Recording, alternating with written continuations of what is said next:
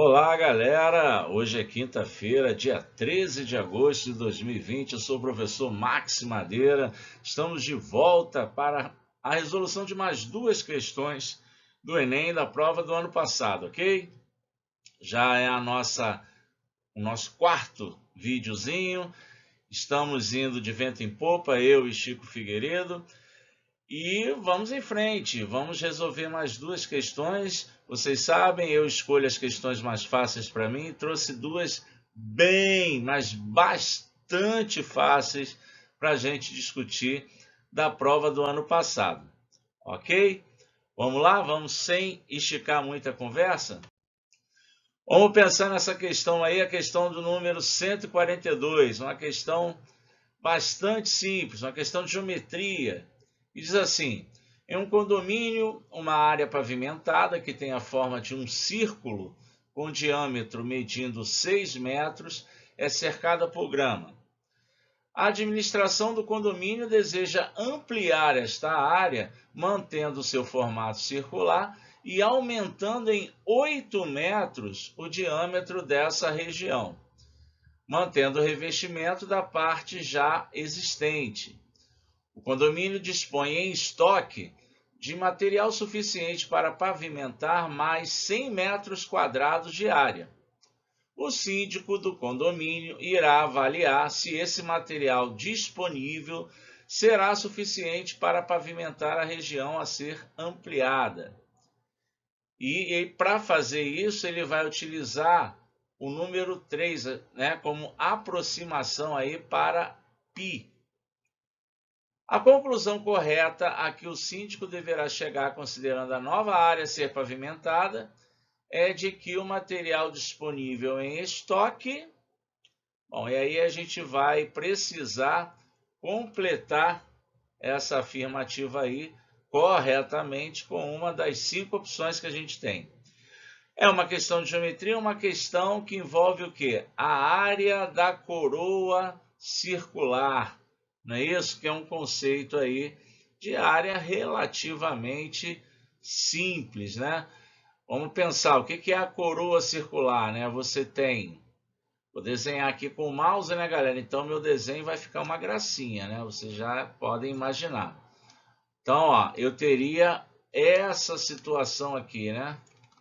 Isso aqui seria uma coroa circular. Pensando que aqui eu tenho a minha primeira área pavimentada, né? Essa região aqui, ó, é que traz aí a primeira área pavimentada. Se eu for aumentar essa região pavimentada aqui, né? Vou aumentar o diâmetro dessa região, eu vou ter uma região ainda circular, uma área maior, claro. E aí o que eu quero nesse momento e preciso é calcular a área dessa região que vai aumentar aqui, né? A área da coroa circular. Tá ok? Rabisquei demais aqui. Espera aí, deixa eu apagar um pouquinho. Pronto, tá bom. Então, veja bem, eu tenho inicialmente uma região circular de diâmetro 6 metros. Isso significa que o raio dessa região inicial é 3 metros. Afinal de contas, o diâmetro é o dobro do raio, não é isso? E o que pretende-se fazer é aumentar em 8 metros o diâmetro dessa área. Quer dizer, eu tinha uma área de diâmetro 6 e vou passar a ter aí uma área de diâmetro 14.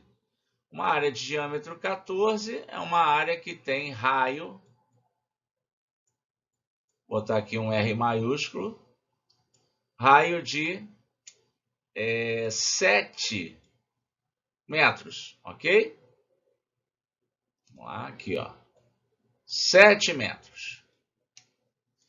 E aí, o que seria, então, essa área da região que vai ser ampliada aí? seria essa área dessa coroa circular? É a área do círculo grande, né, do círculo de raio 7, menos a área do círculo de raio 3, né? Ou seja, a gente vai ter que a área considerada, ela vai ser de 7 ao quadrado vezes π, menos 3 ao quadrado vezes π. Ah, mas da onde você tirou isso aí? Tirei, né? Tá aqui, ó. Do fato que a área de um círculo é sempre o quê? Π vezes o raio desse círculo ao quadrado, não é isso? É a formulazinha que eu usei. Como a área da coroa circular é a área do círculo maior menos a área do círculo menor, tá aqui, ó. Bonitinha. Certo? Então a nossa área aí vai ser 49π menos 9π. Isso quer dizer que a área que vai ser aí pavimentada é de 40π metros quadrados. Como π na conta aí do nosso síndico vale 3, então a área a ser pavimentada vai ser de 120 metros quadrados. Logo, não será suficiente, não serão suficientes os 100 metros quadrados que eles têm de reserva, né? Já que a área da nova região será de 120 metros quadrados. Temos então aqui, ó, a marcar a letra E. Letra E. Agora, não me recordo bem, mas eu acho que na minha primeira aula, na outra aula, as duas questões que eu fiz, ou pelo menos uma delas com certeza, foi letra E. Estou até com uma incidência grande aí de opção E, né? Normalmente eu vivo apostando na opção C, digo que cai muito, né? Muita questão com a opção C. Tá caindo muita questãozinha aí com a opção E para mim. Mas tudo bem, vamos lá. Tudo bem? Essa era uma das questões que eu queria tratar com vocês hoje. Uma questão bem objetiva, no sentido de que se você tivesse uma determinada informação a seu dispor, no caso aí a área da coroa circular, ficava fácil, né, de resolver. Claro que quem foi fazer a prova e não lembrava como calcular a área da coroa circular, né, lembrando sempre que essa facilidade das questões que a gente vai discutindo aqui vem também do fato de que elas estão descontextualizadas da prova, né? A gente está fazendo aqui com toda a calma, né? Numa situação de prova é diferente, né? As informações têm que vir na hora, o raciocínio organizado, não é tão simples assim. Ok? Vamos para mais uma? Vou mudar totalmente de ambiente, totalmente de assunto, tá? Vamos aí tratar da questão de número 144, que é uma questão que fala de matrizes. Olha só. Quem diz que não cai, hein? Claro que cai. Um professor aplica durante os 5 dias úteis de uma semana testes com 4 questões de múltipla escolha a 5 alunos. Os resultados foram representados nessa matriz aí que você está vendo. Nessa matriz, os elementos das linhas de 1 a 5 representam as quantidades de questões acertadas pelos alunos Ana, Bruno, Carlos, Denis e Érica, respectivamente, enquanto que as colunas de 1 a 5 indicam os dias da semana de segunda a sexta-feira, respectivamente, em que os testes foram aplicados. O teste que apresentou a maior quantidade de acertos foi aplicado no dia... Então, gente, é uma questão onde você não precisa saber operar, nem realizar nenhuma operação com matriz, não precisa de matriz transposta, não precisa multiplicar matriz, não precisa calcular determinante. Não, você só precisa entender a leitura dessa matriz, entender como que essas informações colocadas aí na matriz chegam para a gente, tá? Vamos fazer o seguinte, vamos escrever aqui a matriz um pouquinho maior, só para a gente situar. Tá aqui, ó, 3, 3, 2, 3 e 0. Tá. Aí aqui eu tenho 2, 2, 2, 2 e 2. 0, 4, 2, 4, 0. 1, 1, 3, 1, 4. 2, 2, 2, 0, 4. Então vamos lá. Como é que a gente vai ler essa matriz? Como é que foi construída essa matriz? Seguinte, a primeira linha significa, né, o número de acertos em cada teste que a nossa querida Ana obteve em cada dia da semana. Então, por exemplo, a Ana acertou, né? Ó, 3 questões na segunda-feira, certo? A segunda linha, bom, aí já são os acertos do nosso amigo Bruno. Bom, o Bruno, por exemplo, acertou 3 questões na segunda-feira e acertou 2 questões na terça, né? Então, é assim que a gente lê essa matriz aí.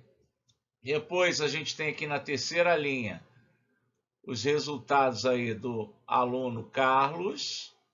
Ou seja, o Carlos, por exemplo,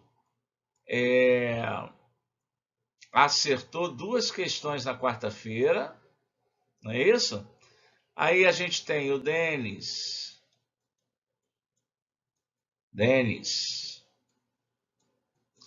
Bom, o Denis, por exemplo, né, acertou uma questão só na quinta-feira, tá vendo? E, finalmente, temos a Érica. Bom, a Érica,